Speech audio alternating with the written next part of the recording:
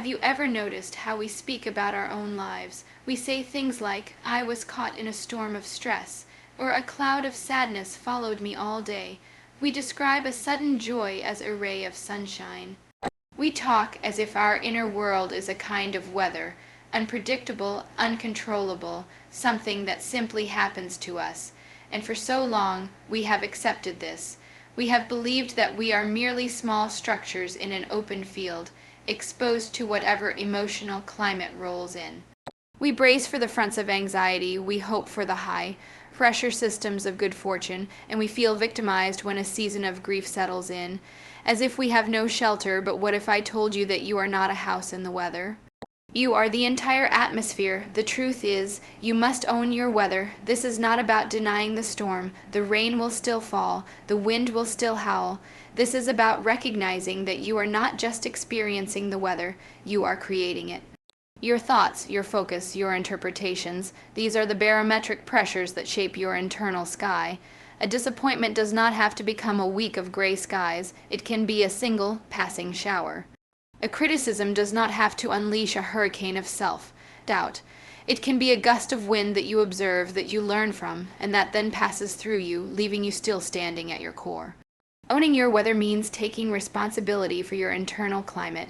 It means becoming the meteorologist of your own soul. You cannot stop the rain from falling, but you can decide how long it lasts, how deeply it soaks you, and what you will plant in the soil once it stops. We have perfected a language of passivity when it comes to our inner lives, a lexicon that subtly reinforces our powerlessness. We say, "A wave of anxiety washed over me," or "I was swept up in a whirlwind of emotion."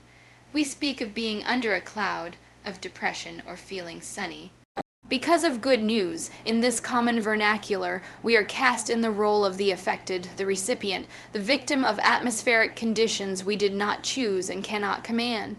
We have internalized the identity of a structure, a house, a barn, a solitary tree in an open field, utterly exposed to the whims of an unpredictable climate. This is more than just metaphor, it is a foundational belief that dictates the quality of our existence.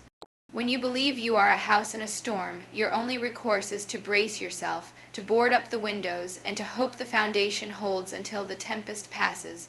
Your posture is one of endurance, of survival, never of command.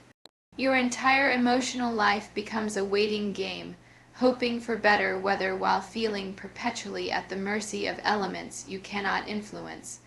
This belief is the very root of emotional fragility. It creates a life of reactive desperation, where your inner peace is contingent upon the absence of external turbulence. The problem is, the external world is inherently turbulent. If your stability depends on calm skies, you are guaranteeing yourself a life of instability. The transformative shift, therefore, begins with a radical redefinition of your own identity. You must see that you were never the house. The house is a temporary, constructed thing, your physical body, your current circumstances. But the essential you is vaster and more fundamental. You are the entire atmosphere. You are the system itself, the pressure, the wind, the humidity, and the potential for sunlight. The storm does not happen to you, it happens within you, and you are the medium in which it occurs. This is not a semantic game. It is a seismic shift in agency. When you are the atmosphere, you are not a victim of the weather, you are the source of it. Your thoughts are the air currents. Your focus is the barometric pressure. Your interpretations and chosen responses are the systems that determine whether a cloud remains a wispy cirrus or coalesces into a thunderhead. This does not mean you can prevent a feeling of sadness from forming any more than the sky can prevent a cloud. But it does mean you have immense influence over its density, its duration, and the precipitation it releases. You can observe the cloud of sadness, understand its composition, and decide if it will be a brief, passing shadow or a system that stalls and floods the landscape. This shift from being a structure to being the sky is the difference between a life of being acted upon and a life of active creation. It moves you from a position of hoping for good weather to taking responsibility for your entire climate. The storm may still arrive, but it is now your storm occurring within your domain, and you hold the inherent capacity to understand its nature, learn from its fury, and guide its energy through your vast inner space until it inevitably dissipates, leaving the air clearer and the soil of your soul richer for the rain. The notion that our inner world is a pre-existing condition, a simple and passive reaction to external stimuli, is one of the most limiting beliefs we can hold. It suggests we are little more than emotional seismographs, our needles jittering in response to life's tremors, recording data but incapable of influencing the quake itself. This perspective renders us observers in our own lives, chronicling the weather of our soul, but never stepping into the role of the climate scientist who understands the underlying systems. The profound and empowering truth is that your internal reality is not a fixed report. It is a dynamic and ongoing creation. You are the chief architect and active generator of your emotional and mental landscape. The raw materials may be delivered by the outside world, an unexpected setback, a hurtful comment, a moment of beauty, but the construction, the design, and the final form of your inner experience are yours to determine. This creative process happens through the powerful, often subconscious, machinery of your focus, your thoughts, and your interpretations. Your focus acts as the sun in your personal solar system. What you choose to shine the light of your attention upon grows in importance and energy. Dwell on a single critical comment in a sea of praise, and you cultivate a garden of self-doubt. Choose instead to focus on a small act of kindness, and you nurture a feeling of connection and warmth. You are not just finding these things, you are actively making them central to your experience through the deliberate direction of your awareness. Your thoughts are the precipitation in your atmosphere. A repetitive negative thought pattern is like a steady, chilling rain that can waterlog the ground of your spirit, making it difficult for anything new to grow.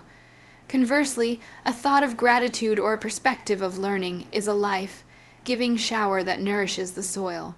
You are not merely caught in this rain, you are the one forming the clouds through the constant process of your internal dialogue. Most critically, your interpretations are the prevailing wind patterns that steer your entire climate. An event itself is neutral until you assign it meaning. A canceled plan can be interpreted as a painful rejection, creating a storm front of loneliness. That very same event can be interpreted as a gift of unexpected time, creating a clearing of peace and opportunity. The external fact remains identical. The internal weather is entirely different because you, the atmosphere, generated a new wind. This is the essence of owning your weather. It is the recognition that between an external event and your internal response lies a space of choice.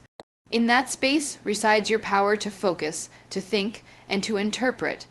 You are not a passive landscape being weathered by time and chance.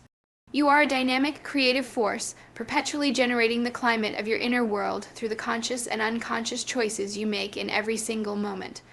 The call to own your weather is, at its heart, a summons to embrace a radical form of personal responsibility. This is not the burdensome responsibility of blame, where we flagellate ourselves for every negative feeling or unfavorable condition. Rather, it is the empowering responsibility of authorship and agency. It is the fundamental recognition that while you cannot control the external events that happen to you, you hold absolute and unassailable sovereignty over your internal world, the ecosystem of your thoughts, emotions, and responses. This is the difference between being a tenant in your own mind, subject to the whims of a landlord named Circumstance, and being the owner of the entire estate. The tenant complains about the drafty windows and the leaking roof, feeling helpless to make lasting changes. The owner, faced with the same problems, assesses the situation, gathers tools, and begins the work of repair and renovation. When you own your weather, you stop blaming the storm for your discomfort and instead ask, how can I strengthen this structure? Where can I find shelter while I make repairs? What can I learn from this storm to build more resiliently in the future? This sovereignty means you reclaim the power to define what events mean. No one can force an interpretation upon you without your consent. A criticism is not inherently a hurricane. It becomes one only if you interpret it as a fundamental assault on your worth and then reinforce that story with every thought.